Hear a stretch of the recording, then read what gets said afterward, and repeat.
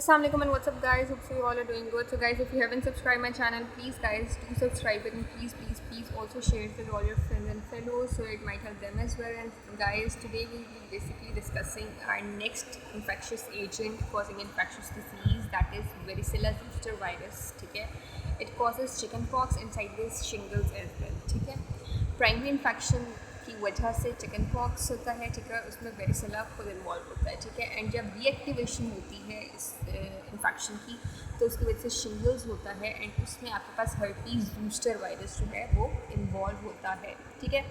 तो let's start with chicken pox, ठीक है। तो बेसिकली अच्छा लेट मी टेल यू, जो वेरिसेला बूस्टर वायरस है ये एक हर्पीज वायरस है, ठीक है, and this is DNA enveloped virus, ठीक है। अच्छा, अब हम स्टार्ट करते हैं चिकन पॉक्स के साथ, ठीक है। सो चिकन पॉक्स का जो मोड ऑफ ट्रांसमिशन है that is through respiratory secretion, ठीक है। इंक्यूबेशन पीरियड इसका 11 to 20 डेज़ तक का है, ठीक है। एंड इन्फेक्टिविटी पीरियड है up to 4 days before the rash appears until the last vesicle crust over, ठीक है। सो हमारे पास इंक्यूबेशन पीरियड कितना है 11 to 20 डेज़ का, और इन्फेक्टिविटी पीरियड क्या है, it is 4 days before the rash appears until the last vesicle crusts over, ठीक है। सो ये इसका इन्फेक्टिविटी पीरियड होगा, ठीक है। अब हम देख लेते हैं क्या है clinical features of chicken pox, ठीक है। तो चिकन पॉक्स में बेसिकली आपको टीयर ड्रॉप वेजिकुलर रैश नज़र आएंगे, और किस तरह की डिस्ट्रीब्यूशन होगी, सेंट्रीपीटल डिस्ट्रीब्यूशन होगी in tier drop vesicular rashes की। ज़्यादातर ये आपको ट्रंक पे नज़र आएंगे लिम्स की नस्बत, ठीक है। तो मतलब ट्रंक पे आपको ये ज़्यादा नज़र आते हैं एज़ कम्पेयर टू लिम्स, ठीक है। यहाँ पे इसकी जो आप कह सकते हैं अक्रेंस है वो ज़्यादा है ऑन ट्रंक, ठीक है। इसके अलावा टीयर ड्रॉप वेजिकुलर रैश के अलावा जो कि बेसिकली सेंट्रीपिटल डिस्ट्रीब्यूशन में आपको नज़र आएंगे, इसके अलावा आपको प्रोडेटिक इंटेंसली इची रैशेस भी नज़र आएंगे इन वेरियस स्टेजेस, ठीक है। और ये जो प्रोडेटिक इंटेंसली इची रैशेस हैं they progress from small pink macules, फिर ये वेसिकल्स बनते हैं एंड अल्टीमेटली पस्ट्यूल्स बन जाते हैं विद इन 24 आवर्स, ठीक है। सो इस तरह से ये जो प्रोडेटिक इंटेंसली इची रैश है ये आपको प्रोग्रेस करता हुआ नजर आएगा from macules to vesicles to pustules within 24 hours, ठीक है। फिर आपके पास एक न्यू क्रॉप लेयन बनता है, ठीक है, और ये आपको हर 2 से 4 डेज़ जो है के बाद आपको ये लेयंस बनते हुए नज़र आएंगे, और हर जो क्रॉप है, हर नई क्रॉप जो है चिकन पॉक्स की, हर नई लेयन जो है चिकन पॉक्स की, it is associated with fever, ठीक है। So it is associated with fever, ये आपने बात याद रखनी है। उसके बाद क्या कॉम्प्लिकेशंस हैं of this chicken pox that is basically caused by varicella. तो उसकी कॉम्प्लिकेशंस जो हैं ये हैं कि सबसे कॉमन अगर कॉम्प्लिकेशन की बात करें तो उसमें सेकेंडरी बैक्टीरियल इन्फेक्शन होता है फ्रॉम स्क्रैचिंग। जब आप ज़्यादा स्क्रैच कर रहे होते हैं क्योंकि इचिंग बहुत ज़्यादा होती है, हमने देखा था ना प्रोडेटिक इचिंग रैशेस बनते हैं यहाँ पे। तो जब ज़्यादा स्क्रैचिंग करेंगे तो उसकी वजह से सेकेंडरी बैक्टीरियल इन्फेक्शन होने के चांसेस ज़्यादा हो जाते हैं, और ये सबसे कॉमन कॉम्प्लिकेशन है, ठीक है। इसके अलावा निमोनिया, हेपेटाइटिस और इंसेफेलाइटिस भी कॉम्प्लिकेशंस हैं इसकी, ठीक है।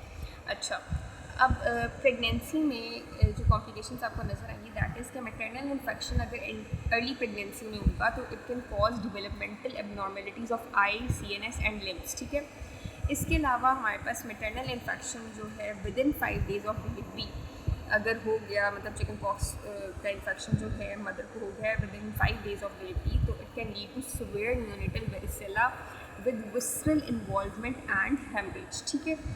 So this was about complications, ठीक है, of this varicella zoster virus that is causing basically chicken pox। अब हम देख लेते हैं किस तरह से आपने पेशेंट को मैनेज करना है। तो मैनेजमेंट में सबसे पहले आपके पास जनरल ट्रीटमेंट होगी and then you would go to specific treatment. तो जनरल ट्रीटमेंट क्या है कि आपने पेशेंट को कहना है कि आपको कोई भी ट्रीटमेंट लेने की एज सच ज़रूरत नहीं है। जैसे आपने अपनी हाइजीन का बहुत ज़्यादा ख्याल रखना है, आपने एस्पिरिन अवॉइड करनी है, ठीक है। आपने एंटी हिस्टामिन्स और जो कैलामाइन लोशन है वो लेना है ताकि आपकी इचिंग जो है वो कम हो सके। इसके अलावा अपने पेशेंट को कहना है कि वो एंटीबायोटिक्स ले, और एंटीबायोटिक्स अब क्यों दे रहे हैं ताकि जो कॉम्प्लिकेशन है सेकेंडरी बैक्टीरियल इन्फेक्शन की ड्यू टू स्क्रैचिंग वो प्रिवेंट की जा सके, ठीक है। सो इसलिए आप एंटीबायोटिक्स आप पेशेंट को प्रिस्क्राइब कर रहे होते हैं, ठीक है।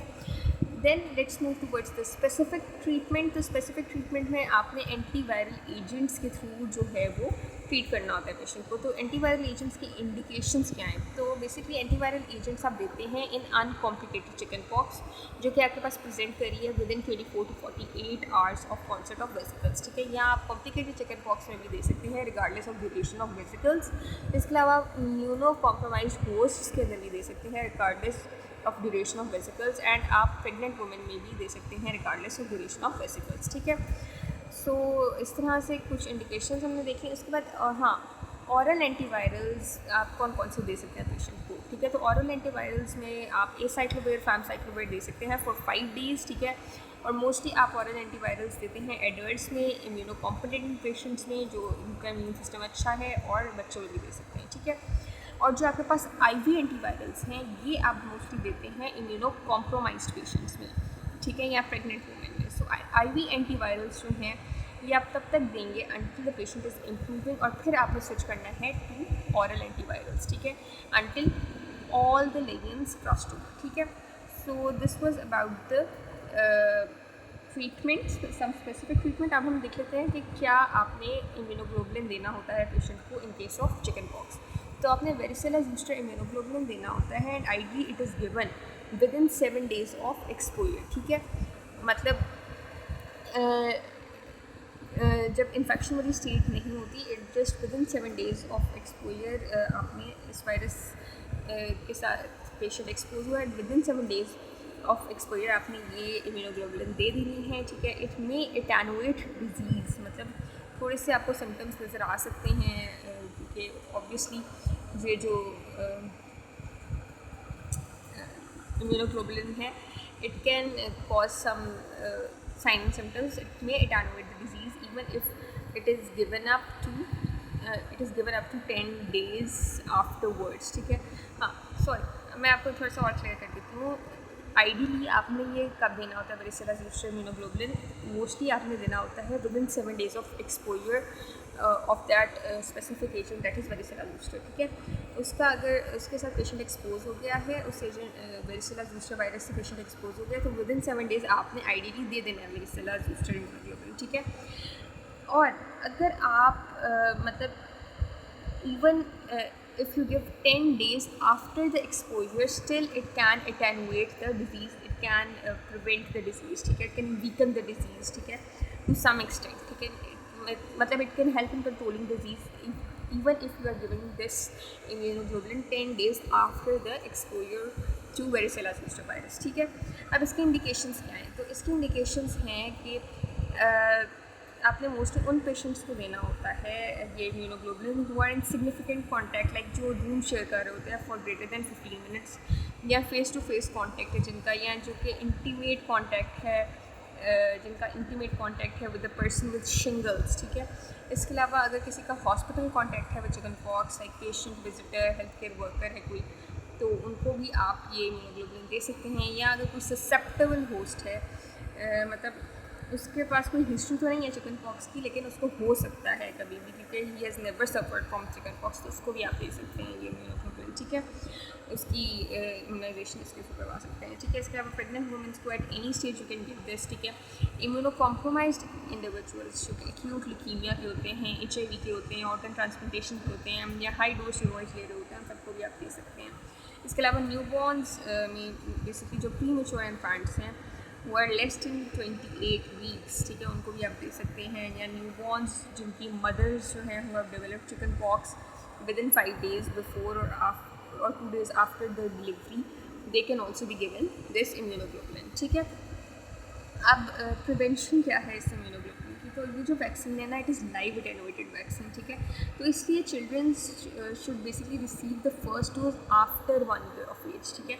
और सेकेंड डोज आपने बच्चों को देनी होती है at 4 to 6 years of age, ठीक है। और एडल्ट्स में आपने उनको देनी होती है 2 doses एटलीस्ट 1 month अपार्ट, ठीक है। सो इस तरह से आपने जो है प्रॉपर गाइड करना है about immunoglobulin, also about the vaccination also of chicken pox, ठीक है। नेक्स्ट है आपके पास शिंगल्स। तो शिंगल्स में आपको ना नेक्स्ट वीडियो में बता दी, नेक्स्ट पार्ट में। Thanks for watching.